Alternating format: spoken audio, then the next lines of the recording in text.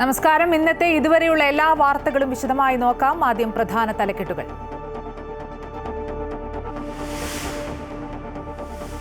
Doctor Haris ചിറക്കലിന്റെ പ്രതിഷേധം ഫലം കണ്ടു. മെഡിക്കൽ കോളേജ് ആശുപത്രിയിൽ ശസ്ത്രക്രിയാ ഉപകരണങ്ങൾ എത്തിച്ചു. ഉപകരണങ്ങൾ കൊണ്ടുവന്നത് ഇന്ന് രാവിലെ വിമാനമാർഗം അഹമ്മദാബാദിൽ നിന്ന്. ശസ്ത്രക്രിയകൾ തുടങ്ങി. വിവിധ ആവശ്യങ്ങൾ ഉന്നയിച്ച് പ്രതിഷേധവുമായി ഡോക്ടർമാർ. സംസ്ഥാന വ്യാപകമായി മെഡിക്കൽ കോളേജുകളിലേക്ക് പ്രതിപക്ഷ പാർട്ടികളുടെ പ്രതിഷേധ മാർച്ച്. രാജ്ഭവന്റെ സുരക്ഷയിൽ ഇടപെട്ട സർക്കാർ നടപടിയിൽ അമർഷം രേഖപ്പെടുത്തി രാജ്ഭവൻ. ഗവർണറുടെ ആവശ്യപ്രകാരം നിയോഗിച്ച സുരക്ഷാ ഉദ്യോഗസ്ഥരെ പിൻവലിച്ച് സർക്കാർ ഉത്തരവിറക്കിയതിൽ രാജ്ഭവൻ അതൃപ്തി. സാങ്കേതിക നടപടി മാത്രമെന്ന് സർക്കാർ.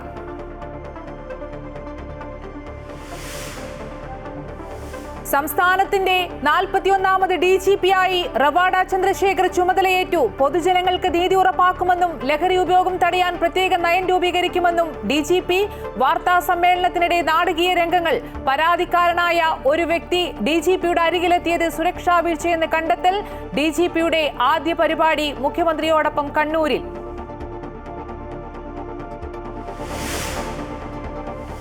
തമിഴ്നാട്ടിലെ ശിവകാശിയിൽ പടക്ക നിർമ്മാണശാലയിൽ സ്ഫോടനം. 5 മരണം, 4 പേരുടെ നില ഗുരുതരം. അപകട സമയത്ത് ഫാക്ടറിയിലുണ്ടായിരുന്നത് 50-ലേറെ പേർ. തെലങ്കാനയിലെ കെമിക്കൽ പ്ലാന്റിലെ റിയാക്ടർ പൊട്ടിത്തെറിച്ച് മരിച്ചവരുടെ എണ്ണം 45ആയി.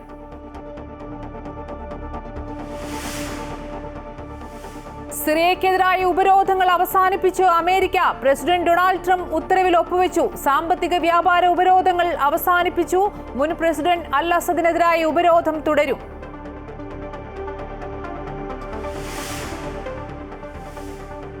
ഇന്ത്യ ഇംഗ്ലണ്ട് 2ാം ടെസ്റ്റ് നാളെ ബർമിംഗ്ഹാമിൽ. ആദ്യ ടെസ്റ്റിൽ തോറ്റ ഇന്ത്യൻ ടീമിൽ അഴിച്ചുപണിക്ക് സാധ്യത. ഓൾറൗണ്ടർ ഷാർദുൽ ഠാക്കൂറിന് പകരം നിതീഷ് കുമാർ റെഡ്ഡിയെ ഉൾപ്പെടുത്തിയേക്കും. ബുംറ പിന്മാറിയാൽ പേസർ അർഷദീപ് സിംഗിനോ ആകാശ് ദീപിനോ പരിഗണന.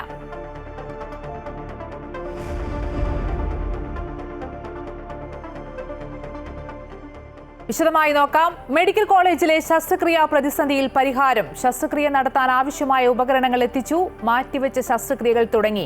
ലെത്തോക്ലോസ് പ്രോബ് ഉപകരണങ്ങൾ ആശുപത്രിയിൽ എത്തിച്ചു. ഹൈദരാബാദിൽ നിന്ന് വിമാനമാർഗം ഇന്ന് രാവിലെയാണ് ഉപകരണങ്ങൾ എത്തിച്ചത്. എന്നാൽ മെഡിക്കൽ കോളേജുകളിൽ അടിസ്ഥാന സൗകര്യങ്ങളില്ലെന്ന് ആരോപിച്ച് ഡോക്ടർമാരുടെ നേതൃത്വത്തിൽ പ്രതിഷേധം ശക്തമാകുകയാണ്. തിരുവനന്തപുരം മെഡിക്കൽ കോളേജിലെ യൂറോളജി വിഭാഗം മേധാവി ഡോക്ടർ ഹാരിസ് ചിറക്കലിന്റെ ഫേസ്ബുക്ക് പോസ്റ്റ് പുറത്തു വന്നതോടെയാണ് മെഡിക്കൽ കോളേജിലെ ശസ്ത്രക്രിയാ ഉപകരണങ്ങളുടെ ലഭ്യതക്കുറവ് അടക്കമുള്ള കാര്യങ്ങൾ പൊതുജനങ്ങളിലേക്ക് എത്തുന്നത്. അത് വലിയ വിവാദങ്ങൾക്കാണ് വഴിവെച്ചത്. അത് പ്രതിപക്ഷ പാർട്ടികൾ ശക്തമായ പ്രതിഷേധവുമായി ഇതേ തുടർന്ന് രംഗത്തെത്തിയിരുന്നു. ഇന്ന് മെഡിക്കൽ കോളേജിലേക്ക് കേരള കോൺഗ്രസും BJP-യും പ്രതിഷേധ മാർച്ച് നടത്തി.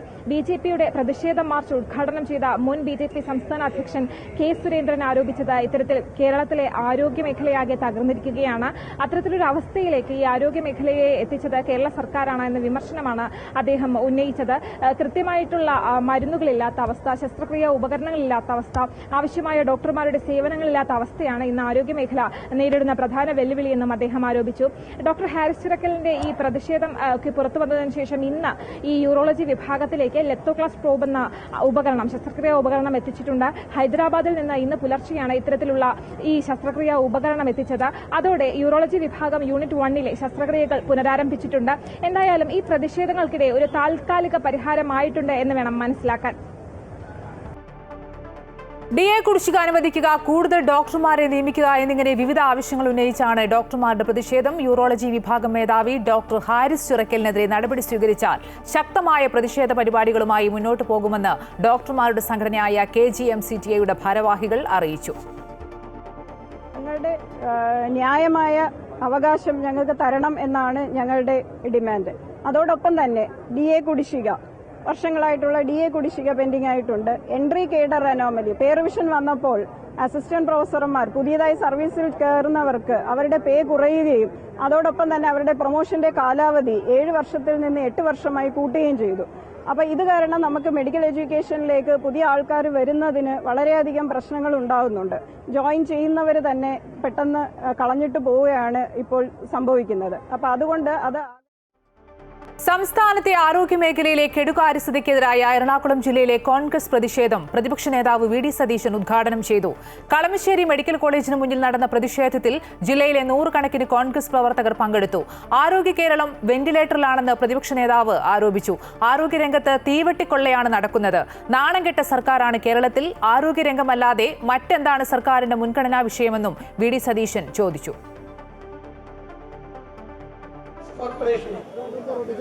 മരുന്ന് ക്ഷാമമാണ്. എന്താ കാരണം?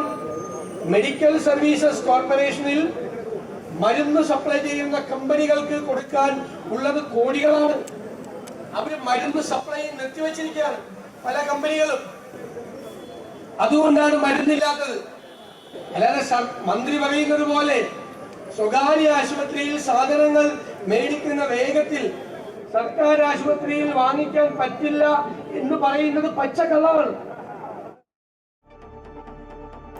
ബജറ്റിൽ ആരോഗ്യമേഖലയെ അവഗണിച്ച് കേരള സർക്കാരിനെതിരെ ആലപ്പുഴ DCCയുടെ നേതൃത്വത്തിൽ വണ്ടാനം മെഡിക്കൽ കോളേജിന് മുമ്പിൽ പ്രതിഷേധ മാർച്ചും ധർണയും സംഘടിപ്പിച്ചു. കൊടിക്കുന്നിൽ സുരേഷ് MP ധർണ ഉദ്ഘാടനം ചെയ്തു.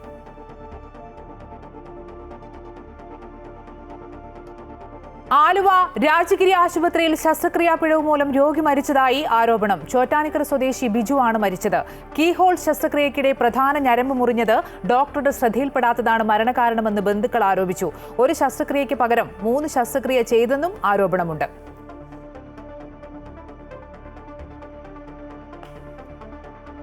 മുൻ മുഖ്യമന്ത്രി VS അച്യുതാനന്ദന്റെ ആരോഗ്യനില ഗുരുതരമായി തുടരുന്നു. SUT ആശുപത്രിയിൽ നിന്നുള്ള മെഡിക്കൽ സംഘത്തിന് പുറമെ തിരുവനന്തപുരം മെഡിക്കൽ കോളേജിൽ നിന്നുള്ള 7 സ്പെഷ്യലിസ്റ്റുകൾ അടങ്ങുന്ന വിദഗ്ധ സംഘവും SUT ആശുപത്രിയിലെത്തി. ഇപ്പോൾ തുടരുന്ന വെന്റിലേറ്റർ സപ്പോർട്ട്, CRT, ആന്റിബയോട്ടിക് എന്നിവ തുടരാനാണ് തീരുമാനം. ആവശ്യമെങ്കിൽ ഉചിതമായ മാറ്റം വരുത്തും. ഹൃദയാഘാതത്തെ തുടർന്ന് കഴിഞ്ഞ തിങ്കളാഴ്ചയാണ് ഇദ്ദേഹത്തെ ആശുപത്രിയിൽ പ്രവേശിപ്പിച്ചത്.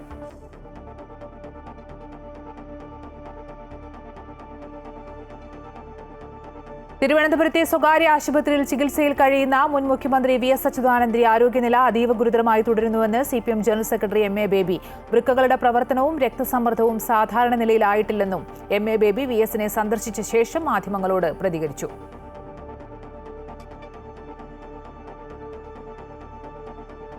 മറ്റു വാർത്തകളിലേക്ക് വരികയാണെങ്കിൽ പെരുമ്പാവൂരിൽ പ്രായപൂർത്തിയാവാത്ത പെൺകുട്ടിയെ പീഡിപ്പിച്ച കേസിൽ പ്രതിയായ ആയുർവേദ ഡോക്ടറെ പിടികൂടാതെ പോലീസ്.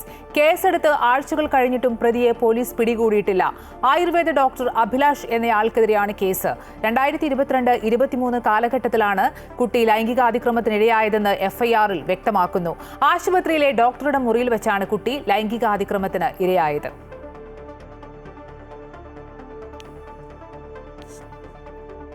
രാജ്ഭവന്റെ സുരക്ഷയിൽ ഇടപെട്ട സർക്കാർ നടപടിയിൽ അമർഷം രേഖപ്പെടുത്തി രാജ്ഭവൻ. ഗവർണറുടെ ആവശ്യപ്രകാരം നിയോഗിച്ച സുരക്ഷാ ഉദ്യോഗസ്ഥരെ പിൻവലിച്ച് സർക്കാർ ഉത്തരവിറക്കിയതിലാണ് രാജ്ഭവൻ അതൃപ്തി അറിയിച്ചത്. അതേസമയം ഈ ഉത്തരവ് സാങ്കേതിക നടപടി മാത്രമാണെന്നാണ് സർക്കാരിന്റെ വിശദീകരണം. കൂടുതൽ വിശദാംശങ്ങളുമായി രജിത് കുമാർ ചേരുന്നു. രജിത്ത്, സർക്കാർ സാങ്കേതിക വിശദീകരണം എന്ന് പറയുമ്പോൾ രാജ്ഭവൻ നിലപാട് കടുപ്പിക്കുന്നു. അതൃപ്തിയിൽ എന്തെല്ലാം കാര്യങ്ങളാണ് രാജ്ഭവൻ വ്യക്തമാക്കുന്നത് അല്ലെങ്കിൽ സർക്കാരിനെ അറിയിക്കുന്നത്? ഗവർണർ രാജേന്ദ്ര വിശ്വനാഥ് ആർലേക്കറുടെ സുരക്ഷയുമായി ബന്ധപ്പെട്ടുകൊണ്ട് 6 പോലീസ് ഉദ്യോഗസ്ഥരുടെയും ഒരു ഡ്രൈവറുടെയും സ്ഥലമാറ്റ ഉത്തരവ് റദ്ദാക്കിയ സർക്കാർ നടപടിയാണ് ഇപ്പോൾ രാജ്ഭവൻ അമർഷം അറിയിച്ചിട്ടുള്ളത്. സാങ്കേതിക ഒരു പിഴവ് മാത്രമാണ് ഇക്കാര്യത്തിൽ സംഭവിച്ചിരിക്കുന്നത് എന്നാണ് സർക്കാർ ഇക്കാര്യത്തിൽ നൽകുന്ന വിശദീകരണം.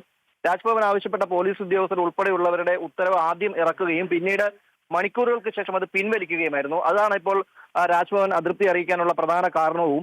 നേരത്തെ തന്നെ സർക്കാരും രാജ്ഭവനും ഗവർണറൊക്കെയായി നിലനിൽക്കുന്ന പ്രശ്നങ്ങളുടെ ഭാഗമായാണ് ഒരുപക്ഷെ ഈ ഉത്തരവ് പിൻവലിച്ചിരിക്കുന്നത് എന്നാണ് രാജ്ഭവൻ കരുതുന്നത്. അതുകൊണ്ട് തന്നെ രാജ്ഭവൻ ഇക്കാര്യത്തിൽ അതൃപ്തി അറിയിക്കുകയും ചെയ്യുകയായിരുന്നു. നേരത്തെ തന്നെ പോലീസ് സേന കേരള പോലീസ് തനിക്ക് വിശ്വാസമുണ്ടെന്നും കേരള പോലീസ് മതി തന്റെ സുരക്ഷയ്ക്കുമെന്ന് ആർലേക്കർ വ്യക്തമാക്കിയിരുന്നതാണ്. ആ രീതിയിൽ മുന്നോട്ട് പോകവെയാണ് ഇപ്പോൾ ഗവർണർ ആവശ്യപ്പെട്ട ഉദ്യോഗസ്ഥരെ മാറ്റുകയും പുതിയതായിട്ടുള്ള നിയമനം നടക്കാക്കുകയും ചെയ്തിരിക്കുന്നത്. ആദ്യം ഇവരുടെ നിയമനം നടത്തുകയും പിന്നീട് അത് റദ്ദാക്കുകയുമാണ് ഉണ്ടായത്. ഇനി ഇക്കാര്യത്തിൽ എന്ത് നടപടിയായിരിക്കും സർക്കാർ എടുക്കുക എന്നതും നോക്കിക്കാണേണ്ടതാണ്. ഗവർണർ ഇപ്പോൾ സ്ഥലത്തില്ല. അദ്ദേഹം ഇന്ന് വൈകിട്ടോടു കൂടി മാത്രമേ സംസ്ഥാനത്തേക്ക് തിരികെ എത്തുകയുള്ളൂ. അതിനുശേഷമായിരിക്കും ഒരുപക്ഷെ കൂടുതൽ ഇക്കാര്യത്തിൽ ഗവർണർ ഉൾപ്പെടെയുള്ളവർ അതൃപ്തി അറിയിക്കാനുള്ള സാധ്യതയുമുണ്ട്. മറ്റ് പ്രശ്നങ്ങൾ സർക്കാരുമായി നിലനിൽക്കുന്ന പ്രശ്നങ്ങൾ ഇപ്പോഴുമുണ്ട്. അവയിലും ഗവർണർ എന്ത് നടപടിയായിരിക്കും സ്വീകരിക്കുക എന്നതും നോക്കിക്കാണേണ്ടതാണ്.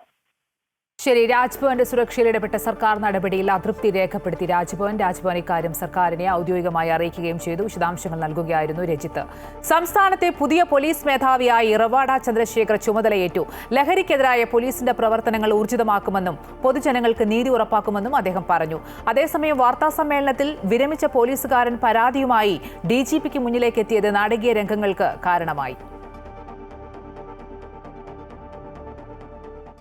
1991 കേരള കേഡർ IPS ഉദ്യോഗസ്ഥനായ റവാഡ ചന്ദ്രശേഖർ രാവിലെ 7 മണിയോടെയാണ് പോലീസ് ആസ്ഥാനത്തെത്തി ചുമതല ഏറ്റെടുത്തത്. പോലീസ് ആസ്ഥാനത്ത് ഉന്നത പോലീസ് ഉദ്യോഗസ്ഥർ ചേർന്ന് അദ്ദേഹത്തെ സ്വീകരിച്ചു. തുടർന്ന് DGPയുടെ താൽക്കാലിക ചുമതലയുള്ള ADGP H വെങ്കടേഷിൽ നിന്നും പോലീസ് മേധാവി ബാറ്റൺ സ്വീകരിച്ചു. തുടർന്ന് ധീരസ്മൃതിഭൂമിയിലെത്തി പുഷ്പചക്രം അർപ്പിച്ച ശേഷം പോലീസ് സേനയുടെ ഗാർഡ് ഓഫ് ഓണർ സ്വീകരിച്ചു. തുടർന്ന് നടന്ന വാർത്താ സമ്മേളനത്തിലാണ് സംസ്ഥാനത്തെ ലഹരി വ്യാപനത്തിനെതിരായ പോലീസ് നടപടികൾ ശക്തമാക്കുമെന്ന് DGP റവാഡ ചന്ദ്രശേഖർ അറിയിച്ചത്. സംസ്ഥാനത്തെ ക്രമസമാധാന പാലനത്തിനും സൈബർ ക്രൈം നേരിടുന്നതിനും പ്രധാന പരിഗണന നൽകുമെന്നും അദ്ദേഹം പറഞ്ഞു. Kerala Police per se has been concentrating on the main key areas of focus will be definitely the anti-drug drive. നമ്മുടെ നാട്ടിലെ ഏറ്റവും ഇപ്പോൾ ഉപദ്രവമായിട്ട് മാറുന്നത് ഈ ഡ്രഗ്സിൻ്റെ പ്രഭാവമാണ്. അതിനെ നേരിടാനുള്ള ഒരു നയം ഒരു പ്രത്യേകമായിട്ട് ഇത് നമ്മൾ എടുക്കും, അത് നടക്കുന്നുണ്ടും അതിന് കുറച്ചുകൂടി ശക്തമായിട്ട് ഇത് നമ്മൾ മുന്നോട്ട് കൊണ്ടുപോകുന്നതാണ്. ഈ ആൻറ്റി ഗുണ്ട സ്ക്വാഡ്സും പിന്നെ അവരുടെ പ്രവർത്തനം മെച്ചമാക്കിയിട്ട് ഇത് നമ്മൾ ക്രമസമാധാനത്തിന് ശക്തിയായിട്ട് കൊണ്ടുപോകാൻ സാധിക്കുന്നു. And we also would like to maintain the communal harmony by being a very proactive police force and by liaising with the community, by involving the community. We will like to do the maintain the communal harmony in the society. At the same time, ജനങ്ങൾക്ക് ഒരു സുരക്ഷ cyber അപരാധികളിൽ നിന്ന് ഉണ്ടാക്കാൻ വേണ്ടിയുള്ള ശ്രമം ഞങ്ങൾ ഭാഗത്തുനിന്നുണ്ടാവും. അതിനിടെ police മേധാവിയുടെ വാർത്താ സമ്മേളനത്തിലേക്ക് പരാതിയുമായി വിരമിച്ച പോലീസുകാരൻ കടന്നു വന്നത് നാടകീയ രംഗങ്ങൾക്ക് കാരണമായി. പോലീസ് സേനയിൽ 30 വർഷം സേവനമനുഷ്ഠിച്ച് SI ആയി വിരമിച്ച കണ്ണൂർ അഞ്ചരക്കണ്ടി സ്വദേശിയായ ബഷീറാണ് പരാതിയുമായി DGPക്ക് മുന്നിലേക്ക് എത്തിയത്.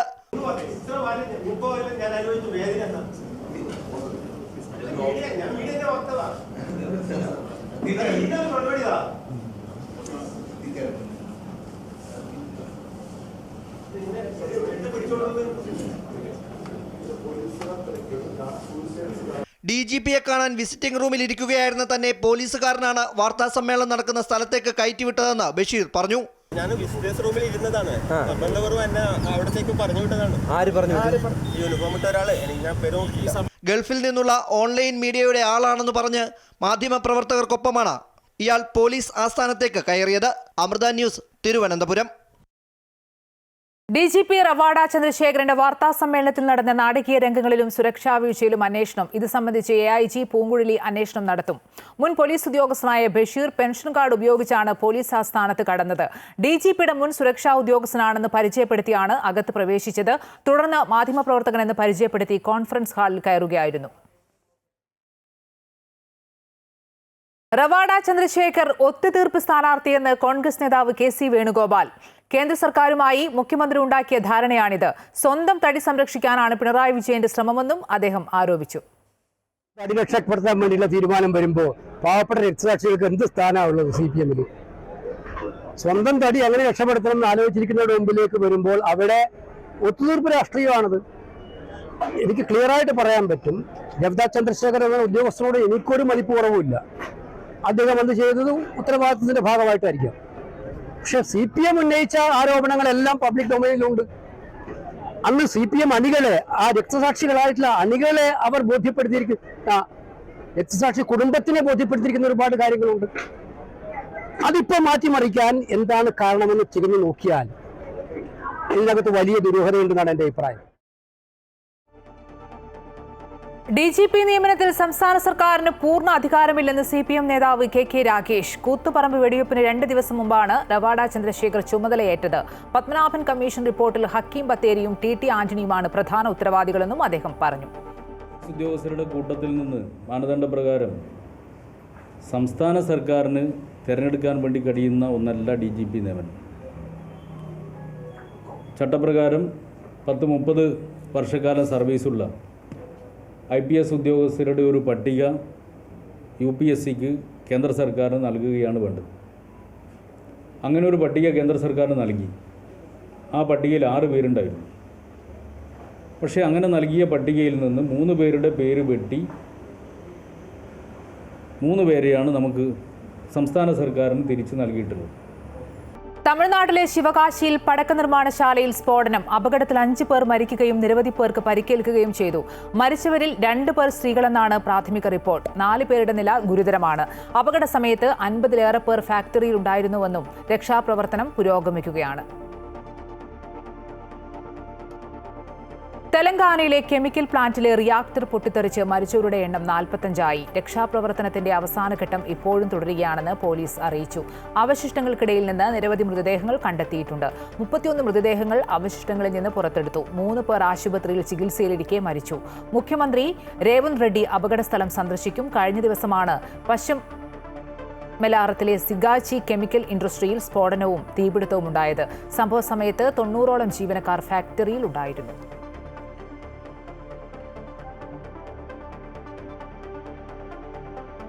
തമിഴ്നാട്ടിലെ ശിവഗംഗയിൽ മോഷണക്കുറ്റം ആരോപിച്ച് യുവാവിനെ മർദ്ദിച്ച് കൊലപ്പെടുത്തിയ സംഭവത്തിൽ അറസ്റ്റ്. കസ്റ്റഡി കൊലപാതകവുമായി ബന്ധപ്പെട്ട് 5 പോലീസുകാർക്കെതിരെയാണ് കൊലക്കുറ്റം ചുമത്തി കേസെടുത്തിരിക്കുന്നത്. ഇതിന് പിന്നാലെയാണ് അറസ്റ്റ് ചെയ്തത്. മരിച്ച അജിത് കുമാറിന്റെ ശരീരത്തിൽ 30 ഇടത്ത് ചതവുകളുണ്ടെന്നും മർദ്ദനത്തെ തുടർന്നുണ്ടായ ആന്തരിക രക്തസ്രാവം മരണകാരണമായെന്നും പോസ്റ്റ്മോർട്ടത്തിൽ കണ്ടെത്തി. മദ്രാസ് ഹൈക്കോടതി കേസ് ഇന്ന് വീണ്ടും പരിഗണിക്കാനിരിക്കെയാണ് പോസ്റ്റ്മോർട്ടം റിപ്പോർട്ടിന്റെ അടിസ്ഥാനത്തിൽ നടപടിയെടുത്തത്. പ്രധാനമന്ത്രി നരേന്ദ്രമോദിയുടെ വിദേശ പര്യടനത്തിന് നാളെ തുടക്കം. 8 ദിവസത്തെ പര്യടനത്തിൽ 6 രാജ്യങ്ങൾ സന്ദർശിക്കും. ഘാനയിലേക്കാണ് ആദ്യമെത്തുക. 30 വർഷത്തിന് ശേഷമാണ് ഒരു ഇന്ത്യൻ പ്രധാനമന്ത്രി ഘാനയിലെത്തുന്നത്. ഘാന പ്രസിഡന്റുമായി സാമ്പത്തിക, ഊർജ്ജ, പ്രതിരോധ മേഖലകളിലെ സഹകരണത്തിനായി ചർച്ച നടത്തും. ഘാനയ്ക്ക് പുറമെ Brazil, Trinidad and Tobago, Argentina, Namibia തുടങ്ങിയ രാജ്യങ്ങളും സന്ദർശിക്കും. സിറിയയ്ക്കെതിരായ ഉപരോധം അവസാനിപ്പിച്ചുകൊണ്ടുള്ള ഉത്തരവിൽ ഒപ്പുവെച്ച് US പ്രസിഡന്റ് ഡൊണാൾഡ് ട്രംപ് സാമ്പത്തിക വ്യാപാര ഉപരോധങ്ങൾ പിൻവലിച്ചതായി വൈറ്റ് ഹൌസ് വൃത്തങ്ങൾ അറിയിച്ചു. എന്നാൽ സിറിയൻ മുൻ പ്രസിഡന്റ് ബാഷർ അൽ അസദിനും കുടുംബത്തിനും നേരെയുള്ള ഉപരോധം തുടരും. ഈ നീക്കം സിറിയയെ സമാധാന പാതയിലേക്ക് നയിക്കുമെന്ന് US പ്രസ് സെക്രട്ടറി അറിയിച്ചു. സിറിയയ്ക്കെതിരായ ഉപരോധം അവസാനിപ്പിച്ച് രാജ്യത്തെ പുനർനിർമ്മിക്കാൻ വേണ്ട സഹായങ്ങൾ ചെയ്യുമെന്ന് ട്രംപ് പ്രഖ്യാപിച്ചിരുന്നു. ഏറെക്കാലമായി കാത്തിരുന്ന സിറിയയുടെ പുനർനിർമ്മാണത്തിലേക്കും വികസനത്തിലേക്കുമുള്ള വാതിൽ ട്രംപിന്റെ തീരുമാനത്തിലൂടെ തുറക്കുമെന്ന് കരുതുന്നതായി സിറിയൻ വിദേശകാര്യമന്ത്രി അസദ് അൽ ഷിബാനി എക്സിൽ കുറിച്ചു. രാജ്യത്തെ സാമ്പത്തികമായി മുന്നോട്ട് കൊണ്ടുപോകാനും രാജ്യാന്തര സമൂഹത്തിനു മുന്നിൽ തുറന്നു കാണിക്കാനുള്ള അവസരം ഇതുവഴി ലഭിക്കുമെന്നും അദ്ദേഹം കൂട്ടിച്ചേർത്തു. മേയിൽ സൗദി സന്ദർശനത്തിനിടയിലാണ് സിറിയയ്ക്ക് മേലുള്ള ഉപരോധം പിൻവലിക്കുമെന്ന് ട്രംപ് പ്രഖ്യാപിച്ചത്. സിറിയയുടെ ഇടക്കാല പ്രസിഡന്റ് അഹമ്മദ് അൽ ഷരായുമായി ട്രംപ് കൂടിക്കാഴ്ചയും നടത്തിയിരുന്നു. 25 വർഷത്തിന് ശേഷം ഇരു രാജ്യങ്ങളുടെയും തലവന്മാർ തമ്മിൽ കൂടിക്കാഴ്ച ശ്രദ്ധേയമായിരുന്നു. ആലപ്പുഴ പച്ചയിൽ ATM തകർത്ത് മോഷണശ്രമം. ഫെഡറൽ ബാങ്ക് പച്ച ചെക്കിടിക്കാട് ശാഖയിലെ ATM തകർക്കാനാണ് ശ്രമം നടത്തിയത്. ഇന്ന് പുലർച്ചെ 2 മണിയോടെയാണ് സംഭവം. കവർച്ച സമയത്ത് ബാങ്ക് ഹെഡ് ഓഫീസിൽ ലഭിച്ച സിഗ്നലിനെ തുടർന്ന് ബാങ്ക് അധികൃതർ പോലീസിനെ അറിയിക്കുകയായിരുന്നു. പോലീസ് സംഭവസ്ഥലത്തെത്തിയപ്പോഴേക്കും മോഷ്ടാവ് ശ്രമം ഉപേക്ഷിച്ച് കടന്നിരുന്നു. റെയിൻകോട്ട് കൊണ്ട് ശരീരം പൂർണ്ണമായി മറച്ച വ്യക്തി കൃത്യം നടത്തിയ ശേഷം റോഡിന് കുറുകെ ഇടവഴിയിലൂടെ നടന്നു പോകുന്ന ദൃശ്യം CCTVയിൽ നിന്ന് ലഭിച്ചു. അധികൃതരുടെ അനാസ്ഥ മൂലം വലയുകയാണ് ചെങ്ങന്നൂർ KSRTC ബസ് സ്റ്റാൻഡിലെത്തുന്ന യാത്രക്കാർ. നവീകരണത്തിന്റെ ഭാഗമായി സ്റ്റാൻഡ് പൊളിച്ചിട്ട് മാസങ്ങൾ പിന്നിട്ടിട്ടും മഴയും വെയിലും ഏൽക്കാതെ നിൽക്കാൻ ഒരു താൽക്കാലിക കാത്തിരിപ്പ് കേന്ദ്രം പോലും ഇല്ലാത്ത ദുരവസ്ഥയിലാണ് ഇവിടെ എത്തുന്ന യാത്രക്കാർ. നവീകരണത്തിന്റെ ഭാഗമായി ചെങ്ങന്നൂർ KSRTC ബസ് സ്റ്റാൻഡ് പൊളിച്ചിട്ട് മാസങ്ങൾ പിന്നിടുന്നു. നിലവിൽ യാത്രക്കാർക്ക് വേണ്ട യാതൊരു അടിസ്ഥാന സൗകര്യങ്ങളും ഇല്ലെന്ന ആക്ഷേപമാണ് ഉയരുന്നത്. മഴയും വെയിലും ഏൽക്കാതിരിക്കാൻ ഒരു താൽക്കാലിക കാത്തിരിപ്പ് കേന്ദ്രമോ ശുചിമുറിയോ ഇല്ലാത്ത അവസ്ഥയാണ് നിലവിൽ. അതിശക്തമായ മഴയോ വെയിലോ വന്നാൽ യാത്രാ സാധനങ്ങളും കൈക്കുഞ്ഞുങ്ങളുമായി സമീപമുള്ള കടത്തിണ്ണകളിലേക്കും KSRTCയുടെ തന്നെ ഗ്യാരേജുകളിലേക്കും ഓടിക്കയറേണ്ട ദുരവസ്ഥയിലാണ് യാത്രക്കാർ. അതിശക്തമായ മഴയത്തും അതിഭയങ്കരമായ അതിനുശേഷം ഉണ്ടാകുന്ന വെയിലത്തും ആൾക്കാർ നിൽക്കാൻ സ്ഥലമില്ലാതെ ഇവിടെ പരക്കം പായുകയാണ്. ഇതിനകത്ത് മെയിനായിട്ട് സംഭവം വരുന്നത് ബസ് നിർത്തുന്നത് പല ഭാഗങ്ങളിലാണ്. എവിടെ ആൾക്കാർ മഴ നനയാതെ വെയിൽ കൊള്ളാൻ നിൽക്കുന്നു അവിടുന്ന് ഓടി ചെല്ലുമ്പോഴത്തേക്കും ബസ് വിട്ടുപോകുന്ന സംഭവങ്ങൾ ഉണ്ടാകുന്നുണ്ട്. അപ്പോഴത്തേക്കിനും അവർ പൂർണ്ണമായും നനയുകയാണ്. ഇങ്ങനെ ഈ സംഭവം നടക്കാൻ തുടങ്ങിയിട്ട് മാസം 4 ആയിട്ടും ഇവിടുത്തെ അധികാരികൾ യാതൊരുവിധ സജ്ജീകരണങ്ങളോ ഒരുക്കുന്നില്ല. കെട്ടിടം പൊളിച്ചു മാറ്റിയ സ്ഥലം ആകെ ചെളിക്കുണ്ടായി മാറി. വെയിലേൽക്കാതിരിക്കാൻ ഒരു തണൽ മരം മാത്രമാണ് സമീപത്തുള്ളത്. ഇതാവട്ടെ എപ്പോൾ വേണമെങ്കിലും നിലംപൊത്തി അപകടം സംഭവിക്കാമെന്ന നിലയിലുമാണ്. കെട്ടിടം പൊളിച്ചു തീർന്ന ദിവസങ്ങൾക്കുള്ളിൽ താൽക്കാലിക ഷെഡ് നിർമ്മിക്കുമെന്ന അധികൃതരുടെ ഉറപ്പും പാഴ്വാക്കായി മാത്രം അവശേഷിക്കുകയാണ്. വകുപ്പ് മന്ത്രിക്കുൾപ്പെടെ ഇതിനോടകം നിരവധി പരാതികളും അയച്ചു കഴിഞ്ഞു. എന്നാൽ യാത്രക്കാർക്കായി താൽക്കാലിക ഷെഡ് നിർമ്മിക്കുന്നതിനുള്ള അനുമതി ചെങ്ങന്നൂർ MLAയും മന്ത്രിയുമായ സജി ചെറിയാന്റെ ഫണ്ടിൽ നിന്നും അനുവദിച്ചിട്ടുണ്ടെന്നും 4.4 ലക്ഷം രൂപ ഉപയോഗിച്ച് എത്രയും പെട്ടെന്ന് ഇതിന് പരിഹാരം കാണുമെന്നും KSRTC അസിസ്റ്റന്റ് ട്രാൻസ്പോർട്ട് ഓഫീസർ അറിയിച്ചു. KSRTCയുടെ ആൾക്കാർ സിവിൽ വിഭാഗം വന്ന് നമ്മുടെ ഈ കെട്ടിടത്തിൻ്റെ താൽക്കാലിക ഷെഡിന് വേണ്ടിയുള്ള കാര്യങ്ങൾ നോക്കിയിട്ട് പോയിരുന്നു. ബഹുമാനപ്പെട്ട CMD നിർദ്ദേശപ്രകാരം ബഹുമാനപ്പെട്ട നമ്മുടെ MLAയോട് പറഞ്ഞതിന് ശേഷമാണ് നമുക്കിത് സാങ്ഷൻ ആയിരിക്കുന്നത്. അത് എത്രയും പെട്ടെന്ന് നിരന്തരമായിട്ടുള്ള ഇടപെടലിൻ്റെ KSRTCയുടെ മുകളിലെ തട്ടി എന്നുള്ള ഇടപെടലിൻ്റെ ഭാഗമായിട്ടാണ് പെട്ടെന്ന് തന്നെ അത് സാങ്ഷനായി വന്നത്. പൈസ കിട്ടുന്ന മുറയ്ക്ക് തന്നെ പെട്ടെന്ന് തന്നെ ചെയ്തു തരാമെന്നാണ് PWD ചീഫ് എഞ്ചിനീയർ നമ്മളെ അറിയിച്ചിരിക്കുന്നത്. അന്താരാഷ്ട്ര നിലവാരത്തിൽ 32,000 ചതുരശ്ര അടി വിസ്തീർണത്തിലാണ് ചെങ്ങന്നൂർ KSRTC ബസ് സ്റ്റാൻഡിന്റെ പുതിയ കെട്ടിടം നിർമ്മിക്കുന്നത്. 11.5 കോടി രൂപയാണ് ഇതിനായി അനുവദിച്ചിരിക്കുന്നത്. പുതുതായി നിർമ്മിക്കുന്ന കെട്ടിടത്തിന്റെ നിർമ്മാണം പൂർത്തിയാകുന്നതുവരെ യാത്രക്കാർക്കായി താൽക്കാലിക കാത്തിരിപ്പ് കേന്ദ്രവും ശുചിമുറിയും പോലീസിന്റെ സേവനവും അടിയന്തരമായി ഏർപ്പെടുത്തണമെന്നാണ് യാത്രക്കാരുടെ ആവശ്യം. Amrita news, Alappuzha. Micro finance ജീവനക്കാർ വീട്ടിൽ കയറി മോശമായി സംസാരിച്ചതിന്റെ മനോവിഷമത്തിൽ ഗൃഹനാഥൻ ജീവനൊടുക്കി. വള്ളിക്കുന്നം കടുവിനാൽ മലവിളയിൽ ശശിയാണ് വീടിനുള്ളിൽ തൂങ്ങി മരിച്ചത്. വീട് പണിക്കായി മുത്തൂറ്റ് ഫിനാൻസിന്റെ മാവേലിക്കര, കുറത്തിക്കാട്, താമരക്കുളം എന്നീ ബ്രാഞ്ചുകളിൽ നിന്നും ശശിയുടെ ഭാര്യ 1.5 ലക്ഷം രൂപ വായ്പ എടുത്തിരുന്നു. ഇതിന്റെ തവണ കുടിശ്ശിക വന്നതിനെ തുടർന്ന് സ്ഥാപനത്തിലെ 2 ജീവനക്കാർ വീട്ടിലെത്തി ബഹളമുണ്ടാക്കിയെന്ന് ബന്ധുക്കളും നാട്ടുകാരും ആരോപിക്കുന്നു. ഇതിന് പിന്നാലെയാണ് ആത്മഹത്യ. ബന്ധുക്കൾ വള്ളിക്കുന്നം പോലീസിൽ പരാതി നൽകി. കോഴിക്കോട് കക്കാടംപൊയിൽ നായാട്ടിനിടെ ലൈസൻസ് ഇല്ലാത്ത തോക്കുമായി 2 പേരെ വനം വകുപ്പ് ഉദ്യോഗസ്ഥർ പിടികൂടി. മലപ്പുറം സ്വദേശികളായ മുഹമ്മദ് അലി, ഹംസ എന്നിവരെയാണ് വനം വകുപ്പ് അറസ്റ്റ് ചെയ്തത്. മലപ്പുറം കൊടുമ്പുഴ ഫോറസ്റ്റ് സ്റ്റേഷൻ പരിധിയിൽ ആന ഇറങ്ങുന്ന ഭാഗങ്ങളിലെ പരിശോധനയ്ക്കിടെയാണ് ഇവരെ പിടികൂടിയത്. സംരക്ഷിത വിഭാഗത്തിൽപ്പെട്ട മാനിനെ വേട്ടയാടാൻ ശ്രമിച്ചതിനാണ് അറസ്റ്റ്. വയനാട് നെന്മേനി, ചീരാൽ, നമ്പ്യാർകുന്ന് പ്രദേശങ്ങളിൽ ഭീതി പരത്തിയിരുന്ന പുലി ഒടുവിൽ കൂട്ടിലായി. കല്ലൂർ ശ്മശാനത്തിനടുത്ത് സ്ഥാപിച്ച കൂട്ടിലാണ് പുലി കുടുങ്ങിയത്. പുലിയെ കുപ്പാടിയിലെ മൃഗപരിപാലന കേന്ദ്രത്തിലേക്ക് മാറ്റി.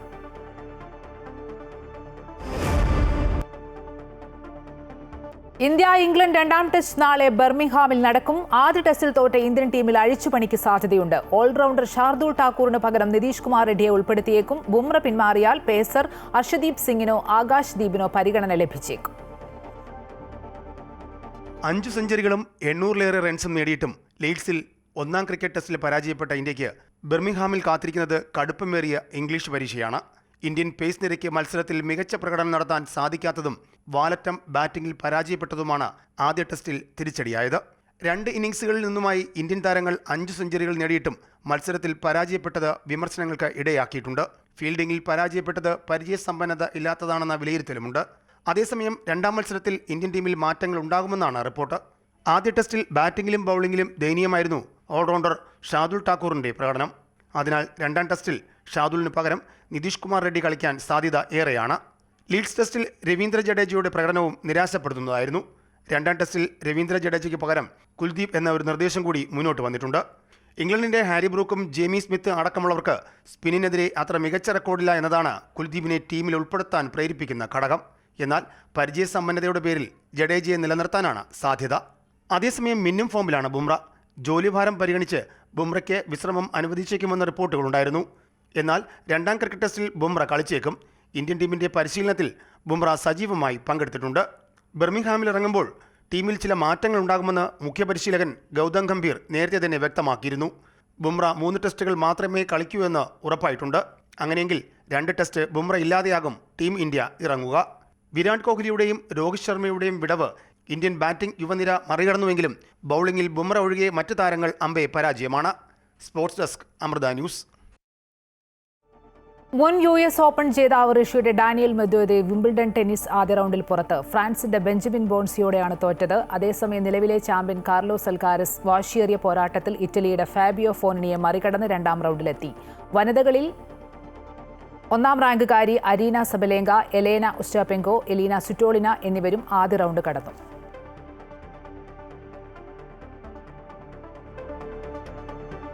ഇതോടെ ഉച്ചവാർത്ത പൂർണ്ണമാകുന്നു. കൂടുതൽ വാർത്തകളും വിശദാംശങ്ങളും അമൃത ന്യൂസ് യൂട്യൂബിൽ കാണുക. നമസ്കാരം.